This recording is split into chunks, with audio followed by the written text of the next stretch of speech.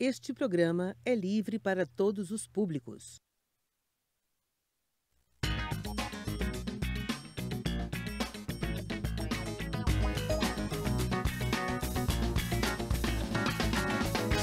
Olá, aluno! Olá, aluna do primeiro ano do ensino médio.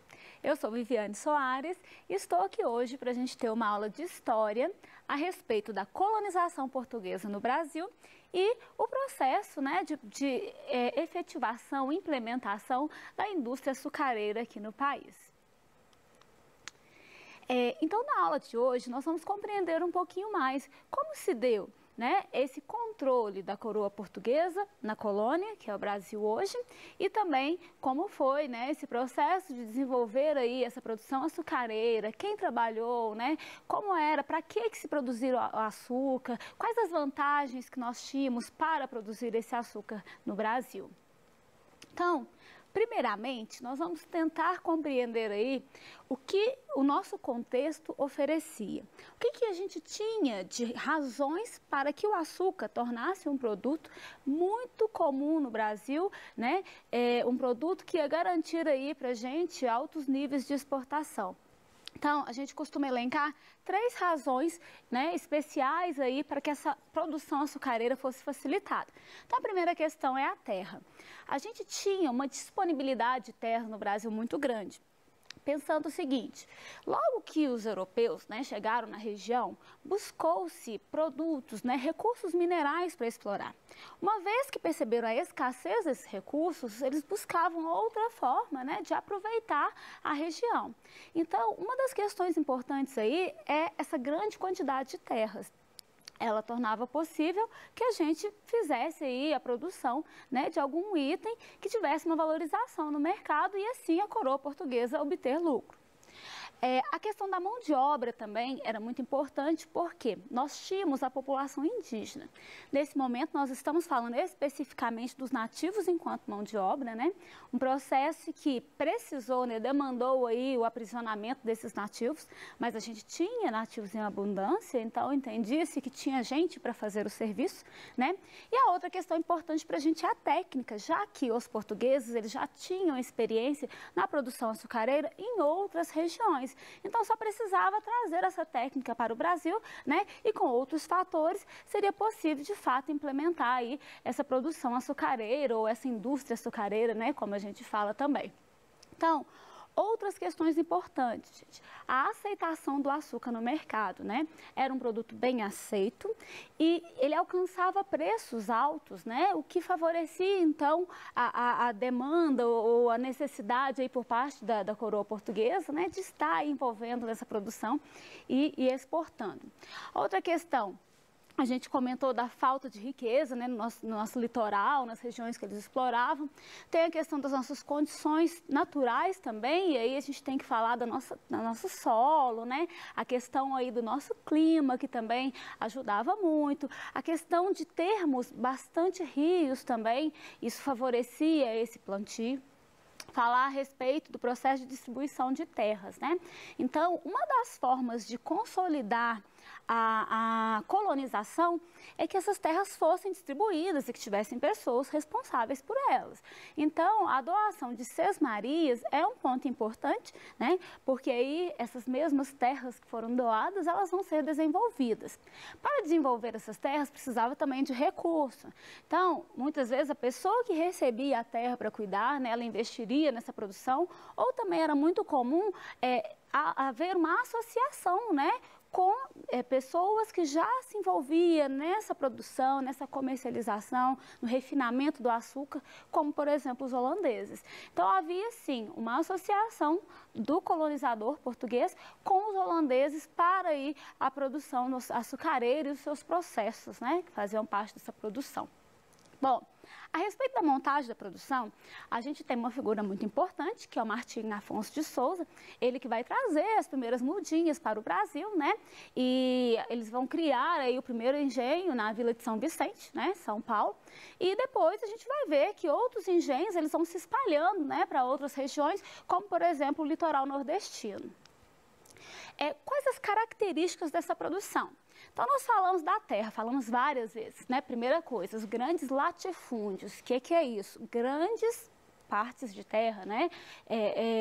A gente tinha terra em abundância. Então, a gente tinha grandes propriedades, isso é muito importante como característica. Segundo, a monocultura, que é o quê? É o cultivo de um produto. Então, assim, a gente tinha as atenções voltadas para um produto, que nesse caso é o açúcar, né? Que é o plantio da cana para o seu beneficiamento, né, e a produção do açúcar.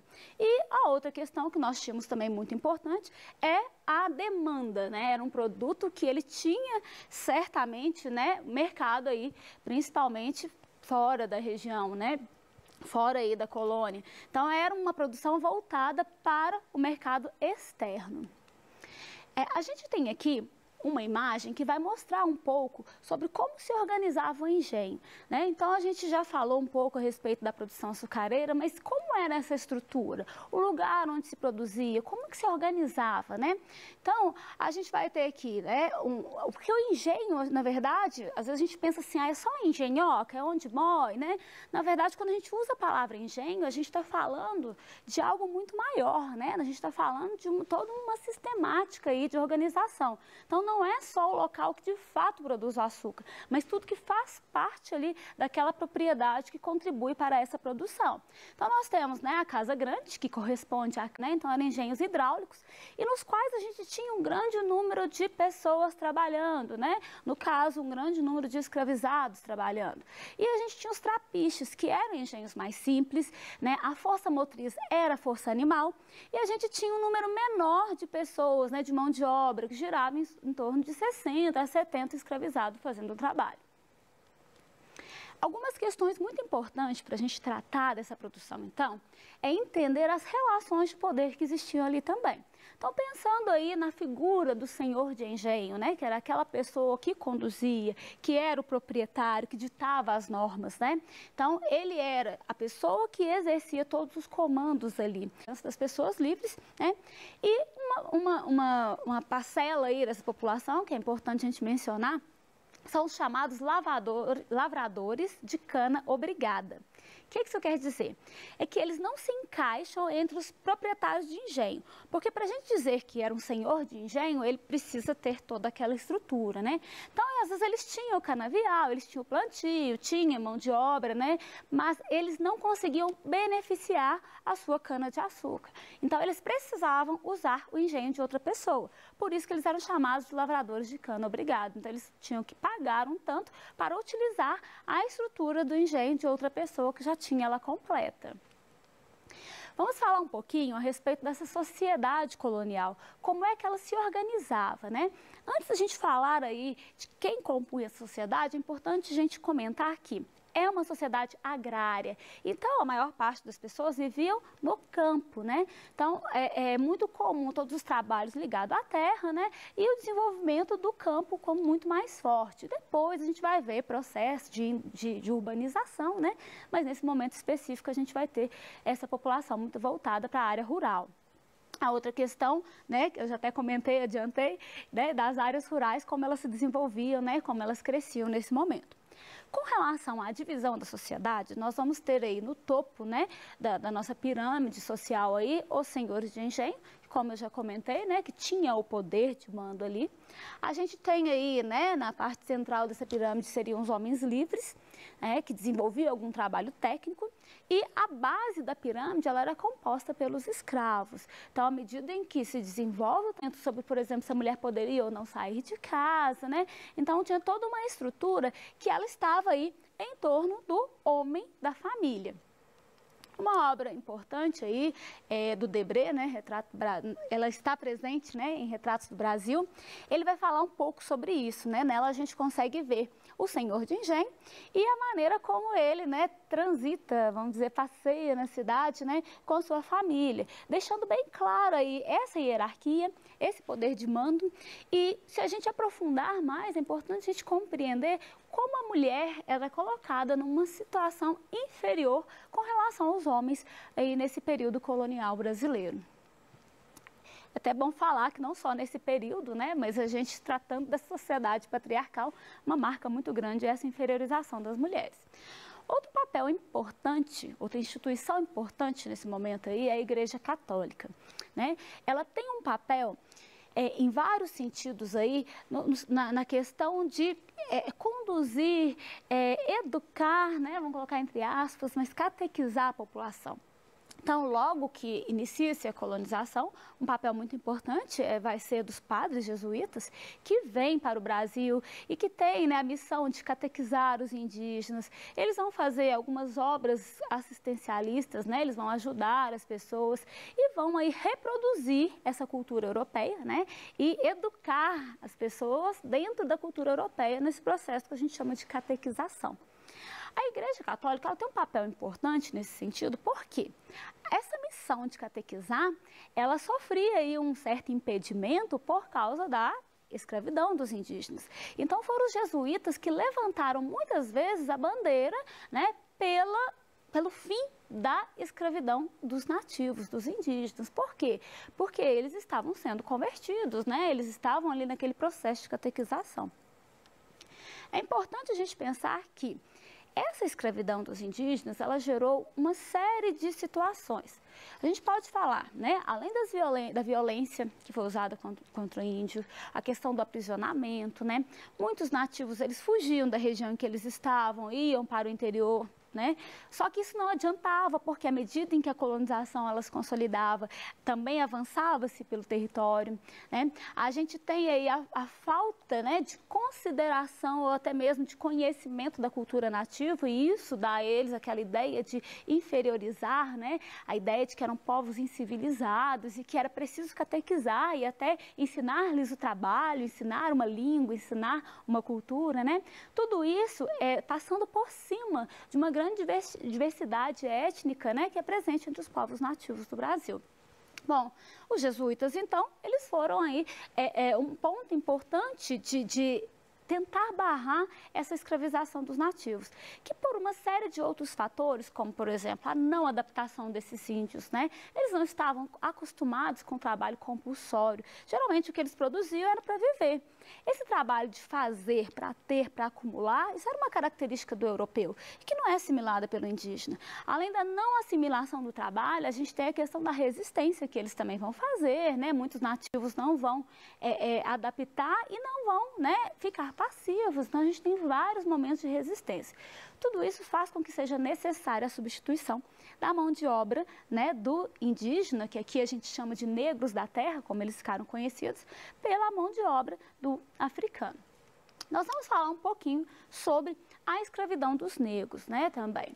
Como a gente falou lá no começo, nós referimos a questão aí da mão de obra, né, de ser uma mão de obra escrava, e aí aqui a gente fala um pouquinho como se deu, né. Então, a gente tem essa substituição pelos fatores que já foram mencionados, a questão, né, da mortalidade, da posição dos jesuítas, nós falamos a respeito disso, mas tem um ponto muito importante. O tráfico negreiro, ele se tornou muito lucrativo. Então, não era só a questão de trabalhar, mas tinha também a questão dos lucros que essas transações poderiam levar, né, gerar aí pelo colonizador. Então, ele foi responsável pelo deslocamento de cerca de 12 milhões de pessoas, né? A gente costuma dizer que é o maior deslocamento involuntário de pessoas que a gente conhece na história. Algumas questões são importantes falar, né? Que nesse deslocamento, cerca de 25% das pessoas não sobreviviam, né? Em se tratando da vinda para o Brasil, muitos morriam no caminho, uma referência às condições dessas viagens. Então, mas aí a gente sabe que, por ter se valorizado muito a questão do escravo, a África ela se tornou um local de bastante cobiça por parte de alguns países, né? E a gente percebe que não só para a região do Brasil, como a América como um todo e várias outras regiões também, muitos escravos, né, fizeram esse caminho. O Brasil é considerado o país que mais recebeu escravos na história, mas a gente pode perceber, observando esse mapa, que outras regiões também receberam muito. Então, a gente tinha escravos vindo de Cabo Verde, né, Luanda, Benguela, Moçambique, e eles vinham para várias partes do Brasil, né, e da América como um todo. muito importante a gente pensar, né, a respeito das questões referentes aí à população africana, né, da diversidade presente entre esses povos, né, os vários grupos étnicos que compõem a cultura desses povos, como isso, né, com a vinda deles para o Brasil especificamente, que a gente está tratando, como isso não foi considerado, né? Então, o próprio fato de existirem povos diferentes, dialetos, né, línguas diferentes, fazia com que reforçasse essa escravidão, né, permanecesse no Brasil, pois dificultava muito a fuga, né? É importante a gente falar aí que vários grupos vieram para o Brasil, né? A gente tem grupos bantus, gegês, nagôs, os haussás, que são os considerados malês, né? Que são escravos, são negros, né? Que vieram de uma região em que eles seguiam a religião, que era o islamismo, e também eles já sabiam ler e escrever em árabe, né? O papel deles é muito importante no Brasil, já que eles desenvolvem uma revolta, né? Que vai mostrar aí essa capacidade de organização, né? De como não foram passivos diante do processo de escravidão. A respeito de um engenho, né, que é o nosso assunto de hoje, nós falamos um pouco da mão de obra, né, mas pensar aí de umas características para a gente, né, concluir a nossa aula de hoje. Entender a pesada carga de trabalho, né, que existia para quem trabalhava, né, a expectativa de vida de quem estava ali, principalmente os escravizados, ela era muito pequena, desde que eles começavam a trabalhar, girava em torno de 10 anos. A gente tem a questão das várias punições que são adotadas, né, para que não houvesse aí indisciplina por parte dos escravizados. É importante a gente comentar que foi muito forte a resistência dos negros, né, na nossa história, assim como continua sendo. Olha, várias formas de resistência foram desenvolvidas por eles, seja individuais ou coletivas, mas o que deixa de importante para nós é a questão de pensar que os negros não ficaram passivos diante do processo de escravização e eles tiveram aí muitas possibilidades de negociação, né? Eles conseguiram algumas concessões dos seus senhores justamente por eles não aceitarem aquele processo de dominação. Então, a gente sabe que, ao contrário de muito que se fala, né, de uma história do negro vitimizado, do escravo vitimizado, a gente sabe que muitas ações foram tomadas para que essa história, né, da população que veio da África para fazer o trabalho forçado no Brasil, né, ela tivesse caminhos diferentes. Eu encerro aqui a minha aula e fique ligado que na próxima aula nós vamos ter temas interessantes, né, para tratar, inclusive dentro do que a gente falou hoje. Até lá!